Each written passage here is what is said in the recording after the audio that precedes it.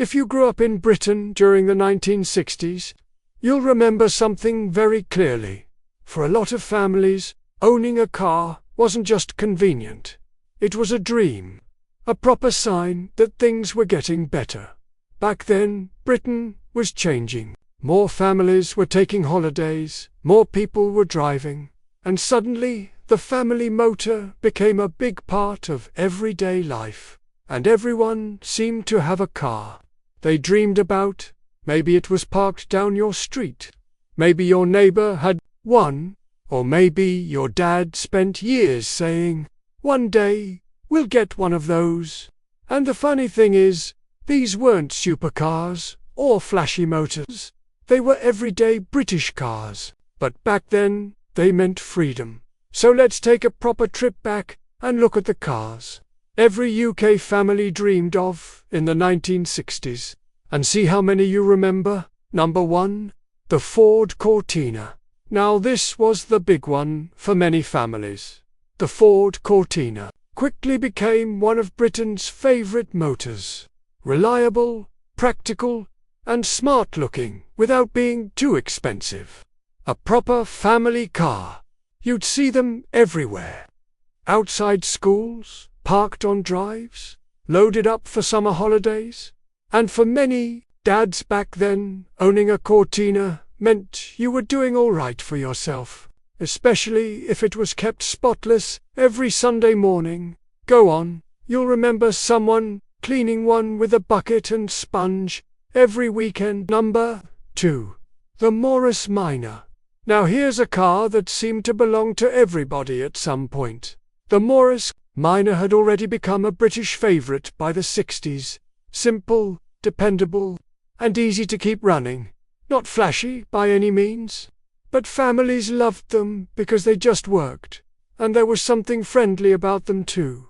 That rounded shape, the little headlights, the gentle engine note, a cracking little car, really, especially for young families starting out. Number 3, the Mini. When the Mini arrived, it changed everything. Tiny on the outside, surprisingly roomy inside. Perfect for British roads and tight parking spaces, and suddenly owning a modern little car felt possible for ordinary people. The Mini looked different, drove differently, and had loads of character. Back in the day, they felt fresh and exciting, especially for younger couples and first-time drivers. And somehow, despite being so small, whole families squeezed into them, along with shopping, luggage, and probably the dog as well. Number 4, the Austin Cambridge. Now this one felt a bit posher. Someone on your street had an Austin Cambridge. You noticed it. Big chrome grille, comfortable seats, plenty of room inside. It had a slightly more grown-up feel about it. The sort of car families dreamed of upgrading to one day, especially if Dad had finally got that better job. Comfort mattered in the 60s, and the Cambridge delivered that nicely. A proper Sunday drive sort of car. Number 5, the Vauxhall Victor. The Vauxhall Victor looked modern for its time.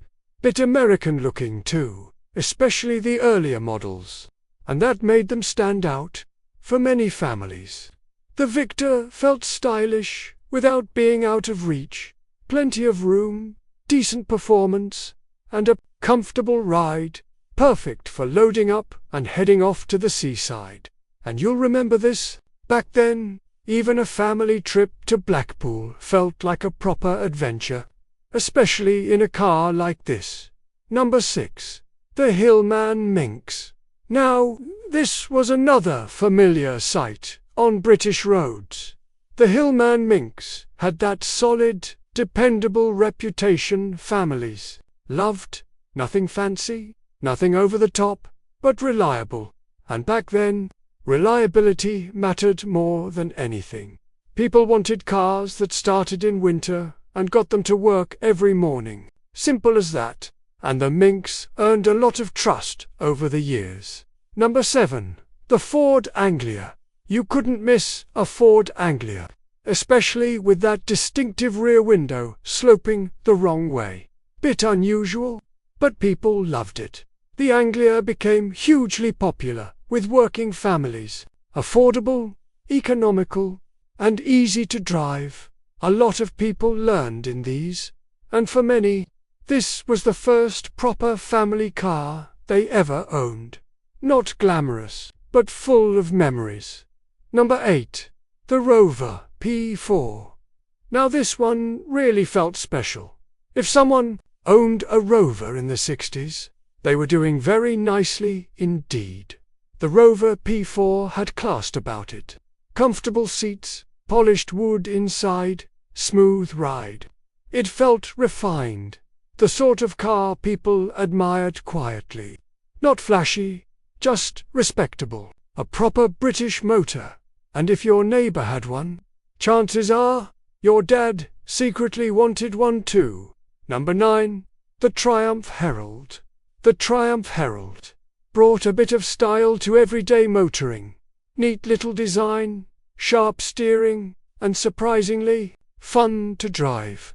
It looked modern without feeling too expensive, and people liked that, especially younger families wanting something a bit different from the usual choices. Plus, it had one feature owners always remembered.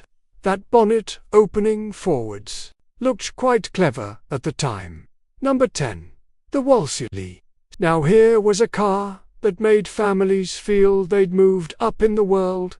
Leather seats, polished wood dashboard, comfortable ride. The Wolseley felt posh. Maybe not posh, but definitely respectable. The sort of car people dreamed about owning after years of hard work. And back then, cars really reflected where you were in life. People took pride in them. You looked after them properly. Looking back now, it's easy to see why these cars meant so much. They weren't just machines. They represented freedom, progress, and family life changing for the better. Sunday drives, holidays at the seaside, trips to visit relatives. So many memories tied to these motors. And funny enough, it's often the small things people remember most. The smell inside the car, the sound of the engine, Dad refusing to stop for directions. It all comes flooding back. Now I'd love to hear from you. Which of these cars do you remember most? Did your family own one? Or was there another car everyone dreamed of back then? Go on. Let me know in the comments. I always enjoy reading your memories. And there are always some brilliant stories shared here. And if this brought back a few memories from the old days, give the video a like. It helps keep these stories and memories alive for more people who remember Britain as it used to be. And if you fancy more journeys like this through Britain's motoring past, don't forget to subscribe. There's plenty more to come, because back then, a family car wasn't just transport. It was part of the dream. And, for many people, these were the cars that carried some of life's best memories.